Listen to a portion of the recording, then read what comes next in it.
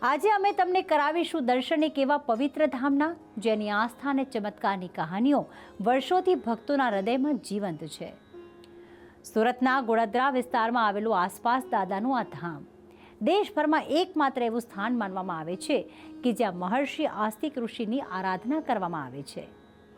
કહેવાય છે કે અહીં શ્રદ્ધાથી માથું ટેકનાર ભક્તોના સર્પદોષ અને જીવનના અનેક સંકટો દૂર થાય છે।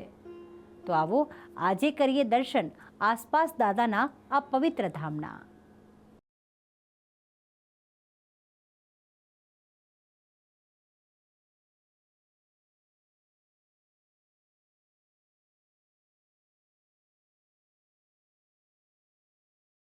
આજે કેવા સંતના પવિત્ર ધામના દર્શન કરાવીશું કે જે દેશભરમાં માત્ર એક જ કહેવાય છે। આસપાસ દાદાના નામે પૂજાતા આ સંતનું સાચું નામ આસ્તિક ઋષિ હતું।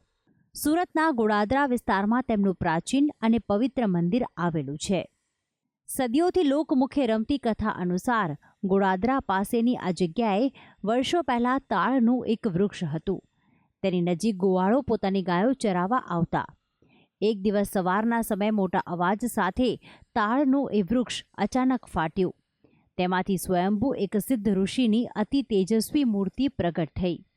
ગામવાસીઓમાંથી એક ભક્તજનને અંતરઆત્માની સ્ફૂર્ણાથી વિચાર આવ્યો કે આ પ્રતિમા મહર્ષિ આસ્તિક ઋષિની છે। ગામ લોકોએ ભેગા મળીને તે ભક્ત પાસે પ્રતિમાની સ્થાપના કરાવી। તેના પર કવર લગાવી ઘી અને સિંદૂરનો વાઘો કરવામાં આવ્યો। આ સ્થાન અનેક વર્ષો પુરાણું છે। તેની સાચી તારીખ કે વર્ષનો ખ્યાલ જ નથી। કહેવાય છે કે સર્પદંશ, સર્પદોષ, હડકાયા કૂતરા તથા કોઈ પણ ઝેરી જનાવર કરડે તો તેના નિવારણ માટે લોકો આ સ્થાનની માનતા માને છે અને તેઓ પીડામાંથી મુક્તિ મેળવે છે। અહીંયા દરેકના જલ્દીથી પૂરા થાય છે ને કોઈ બી પ્રકારની બાધા લે આમ કોઈ બી આપણે કોઈ બી પ્રકાર દૂધ છે કોઈ બી વસ્તુ ચડાવે મીઠાઈ 100 મહિનાની બાધા રાખે એ મને જલ્દીથી કામ પૂરું થાય તે લઈ બાધા અહીંયાથી પૂરી થાય છે। એના માટે શ્રદ્ધા અહીંયાથી ધીરે ધીરે અહીંયા ભક્તો અહીંયા આવે છે પગે લાગવા માટે। રાજ્યભરમાંથી ભક્તો ભલે આસપાસ દાદાના દર્શન માટે આવે પણ તેઓ ખાલી હાથે પરત ફરતા નથી। દાદાના આશીર્વાદથી તેમની મનોકામના અચૂકથી પૂર્ણ થાય છે। લોકવાયકા છે કે મહર્ષિ કશ્યપની કદ્રુ અને વિંતા નામની 2 પત્ની હતી। એક શરદ દરમિયાન કદ્રુનો વિજય થયો હતો। તેણે સર્પપુત્રોને શાપ આપ્યો કે જન્મેજયના યજ્ઞમાં તેઓ તરફડીને મળશે।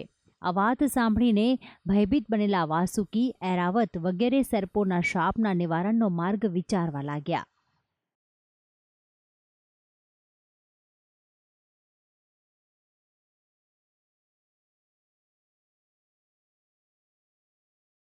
વાસુકી નાગની સૂચના પ્રમાણે બ્રહ્મદેવનું શરણે જવાનું નક્કી કર્યું।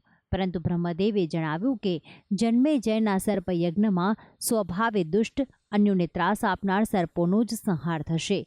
જેઓ ધર્માચરણવાળા હશે તેઓ બચી જશે।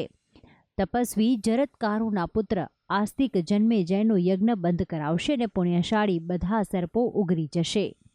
આ બાજુ અભિમન્યુ પુત્ર રાજા પરીક્ષિતને તક્ષક નાગે ડંખ મારતા મૃત્યુ થયું હતું।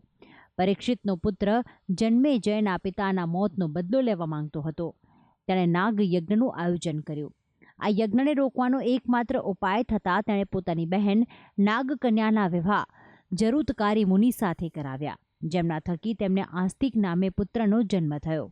યજ્ઞમાં તક્ષકની આહુતિ આપવાનો વારો આવ્યો તે વખતે આસ્તિક એ યજ્ઞમાં હાજર થાય છે।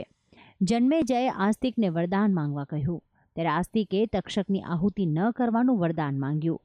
આખરે જન્મેજયે સર્પયજ્ઞ બંધ કરાવ્યો।